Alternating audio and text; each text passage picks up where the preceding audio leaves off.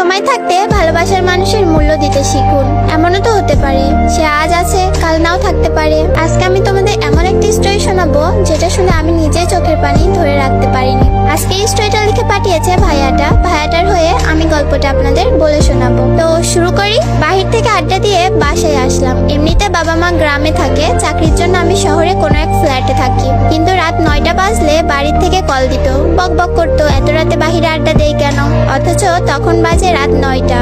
আসলে 9টা তেমন বেশি না, তবে পরিবারের কাছে একটা চিন্তার বিষয়। কি করে সে? যাই হোক, বাসায় ঢুকে ফ্রেশ হলাম, তখনই মোবাইলটা কেঁপে উঠলো। যে দেখি প্রিয় মানুষটার কলটা রিসিভ করলাম ভয়ে ভয়ে, কেননা একটু আগে তাকে রিক্সাতে উঠিয়ে দিয়েছি বাসার দিকে। আর এত জলদি কল রিসিভ করার পর সোজা বলে উঠলো, নিচে আয়, তাও তুই করে। আমি বলছি কেন?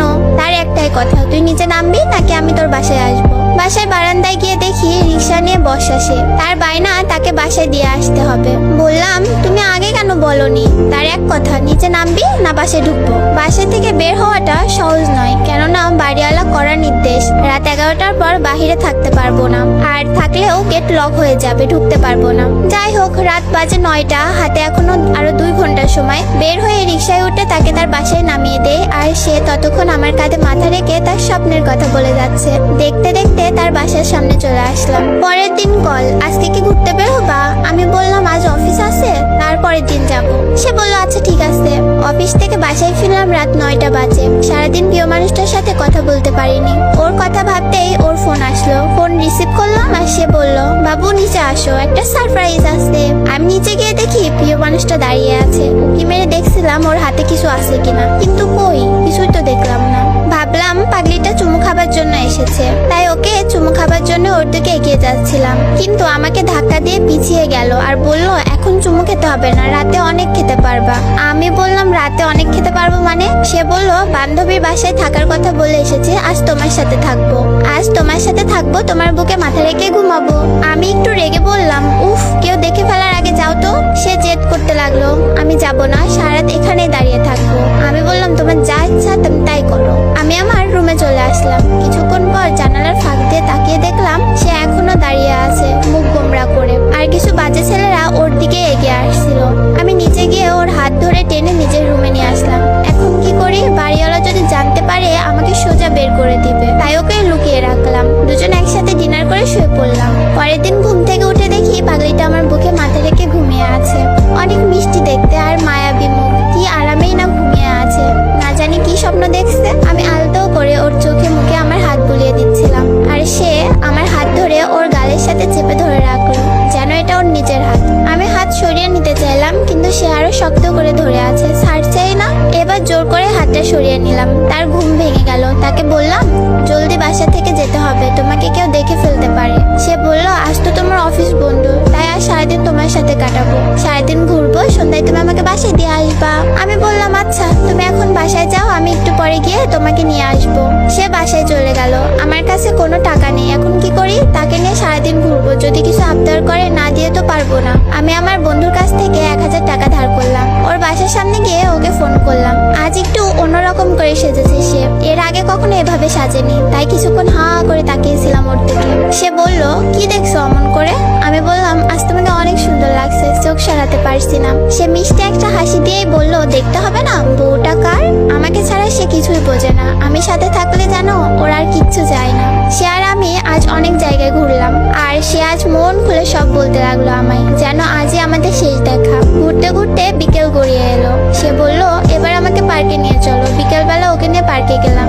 পার্কে সবাই জিএফকে দামি গিফট দিচ্ছে, কেউ কেউ দামি গাড়ি নিয়েও ঘুরতে এসেছে। এসব দেখে ভাবতে লাগলাম পাগলিটা না জানে আবার কি আবদার করে বসে, কিন্তু সে দামি গিফট চাইলো না। আমাকে বলল 10 টাকার বাদাম কিনে এনে দাও, দুজনে মিলে বাদাম খাবো আর গল্প করবো। সে আমার কাছে তেমন কিছুই আবদার করতো না, শুধু এতটুকুই বলতো আমি তোমার কাছে কিছুই চাই না, আমাকে শুধু একটু ভালোবাসো, তাহলে আমি অনেক খুশি। আমি বাদাম কিনে আনলাম। আমি বাদামের খোসা ছড়িয়ে তার হাতে দিচ্ছিলাম, আর সেও খুশি মনে বাদাম খাচ্ছিল। সে আমাকে বলল, আচ্ছা জান, দেখো আমরা কত খুশি এখন। এভাবে যদি সারা জীবন একসাথে থাকতে পারতাম কতই না ভালো হতো বলো। আমি বললাম, থাকবো, দেখো একদিন তোমাকে আমার বউ করে আনবো, সারা জীবন একসাথে থাকবো। কথাটা শুনেই সে আমাকে শক্ত করে আমার হাতটা ধরলো। আমরা হাঁটতে হাঁটতে পুকুর পাড়ে গেলাম। পুকুর পাড়ে বসে দুজনে গল্প করতে করতে কখন যে সন্ধ্যা গড়িয়ে এলো বুঝতেও পারলাম না। এবার তাকে তো তার বাসায় দিয়ে আসতে হবে, কিন্তু সে যেতে চাচ্ছে না। বলছে আরো কিছুক্ষণ একসাথে গল্প করবে, কিন্তু সন্ধ্যা গড়িয়ে এসেছে, তাই ওর বাসার দিকে রওনা হলাম। সারাটা পথ সে আমার হাত শক্ত করে ধরেছিল। একটু অন্যরকম অনুভব করছি। হঠাৎ করে ওর প্রতি ভালোবাসাটা কেমন যেন বেড়ে গেল। ওর প্রতি কেন জানি না একটা মায়া কাজ করতে লাগলো। হাঁটতে হাঁটতে ওর বাসার সামনে চলে এলাম। এবার সে আমার কপালে একটা চুমু খেলো আর বলল, এবার তুমি দাও। আমিও তার কপালে একটা চুমু দিলাম। আমাকে বিদায় জানিয়ে সে বাসার ভেতরে ঢুকে পড়লো। আমিও আমার বাসার দিকে রওনা হলাম। বাসায় গিয়ে ফ্রেশ হয়ে ডিনার করে ঘুমিয়ে পড়লাম। পরের দিন সকালে তার কথা ভেবে ফোনটা হাতে নিলাম, কিন্তু কোনো মেসেজ নেই। রোজই মেসেজ দিয়ে ঘুম ভাঙাতো, আজ কোনো মেসেজ নেই। মনে মনে ভাবলাম হয়তো ব্যস্ত আছে বা ঘুম ভাঙেনি এখনো। আমি অফিসে চলে গেলাম। বাসায় ফিরে ফোন করলাম, কিন্তু ফোন বন্ধ। রোজ রাতে সে বাসার সামনে এসে দাঁড়িয়ে থাকতো চুমু খাবার জন্য, কিন্তু আজ কি হলো? মনে হয় একটু ব্যস্ত আছে। আমি আমার মতো খেয়ে ঘুমিয়ে পড়লাম। কিন্তু পরের দিন সকালে ঘুম থেকে উঠে ফোনটা হাতে নিলাম। ভাবলাম সে মেসেজ দিছে, হয়তো গুড মর্নিং জানিয়েছে, কিন্তু মেসেজে গিয়ে কোনো মেসেজ পেলাম না। তখন বুকের ভেতরটা একবার ধুক করে উঠলো। আমি তাকে বারবার ফোন করার পরও ফোন বন্ধ পাচ্ছিলাম। বুঝতে পারলাম কিছু হয়েছে। ছুটে গেলাম ওর বাসার দিকে, কিন্তু গিয়ে দেখি ওর বাসার বাহিরটা তালা দেওয়া। পাশের বাসার আপিকে জিজ্ঞেস করলাম। আপি বলল এই বাসায় কোনো একজন খুব অসুস্থ, তাই তাকে সবাই হসপিটালে নিয়ে গেছে। আমি হসপিটালে গিয়ে দেখি তার বাবা মা ওখানে বসে বসে কাঁদছে। আমি তাদের জিজ্ঞেস করলাম, আঙ্কেল আন্টি কি হয়েছে, কাঁদছেন কেন? ওনারা আমাকে চিনতে পারেনি, তাই কোনো কথা না বলে কান্না করে যাচ্ছে। ডক্টরকে জিজ্ঞেস করলাম, স্যার ওনাদের কি হয়েছে, কাঁদছে কেন? ডক্টর বলল ওনাদের মেয়ের ক্যান্সার ধরা পড়েছে। এই কথা শোনার পর আমার হাহাকারটা আরো বেড়ে গেল। আমি রুমের দরজার কাছ দিয়ে ভেতরে তাকালাম। ভেতরে আমার মানুষটা শুয়ে আছে। তখন খুব ইচ্ছা করছিল ভেতরে গিয়ে তাকে জড়িয়ে ধরতে, তার কপালে একটা চুমু খেতে, কিন্তু বাইরে ওর মা বাবা, তাই পারিনি। আমি আর কোথাও যাইনি তাকে ছেড়ে। যদি ওর কিছু হয়ে যায়, হসপিটালের বাইরেই অপেক্ষা করতে লাগলাম পাগলিটার জন্য। আর প্রার্থনা করতে লাগলাম, আল্লাহ তুমি আমার ভালোবাসার মানুষটাকে আমার কাছে ফিরিয়ে দাও। সারাদিন ওখানেই কেটে গেল। কিছু খাইনি, কিছু খেতে পারছি না, খাবার গিলতেও পারি না। রাত হয়ে গেল। আমি তার রুমের সামনে বসে রইলাম। পরের দিন সকালে কোনো এক কান্নার শব্দে ঘুমটা ভেঙে গেল। চোখ খুলতে দেখি তার বাবা মা অনেক কান্না করছে। ওদের আরো কিছু আত্মীয় স্বজনও ছিল।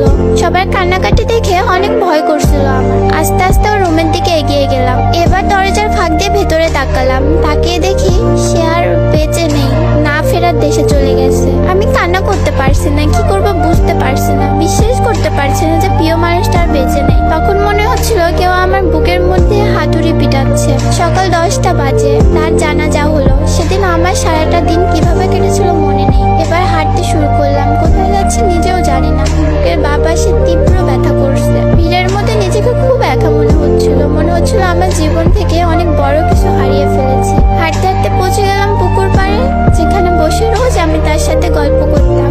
আকাশে তখন মিটি মিটি তারা জ্বলছে। তারার দিকে তাকিয়ে রইলাম। চলে গেলাম কল্পনার রাজ্যে। প্রিয়টার সাথে কাটানোর সময়গুলোর কথা ভাবতে লাগলাম। সেখানে বসে রোজ আমি তার সাথে কত গল্প করতাম। এখন আর কেউ মেসেজ দিয়ে গুড মর্নিং বলে ঘুম ভাঙাবে না। কেউ রোজ রাতে এসে বলবে না, জান আমার কপালে একটা চুমু দাও। এখন কেউ আর আমার বুকে মাথা রেখে ঘুমাবে না। এভাবে ভাবতেই চোখের পানি গড়িয়ে পড়তে লাগলো।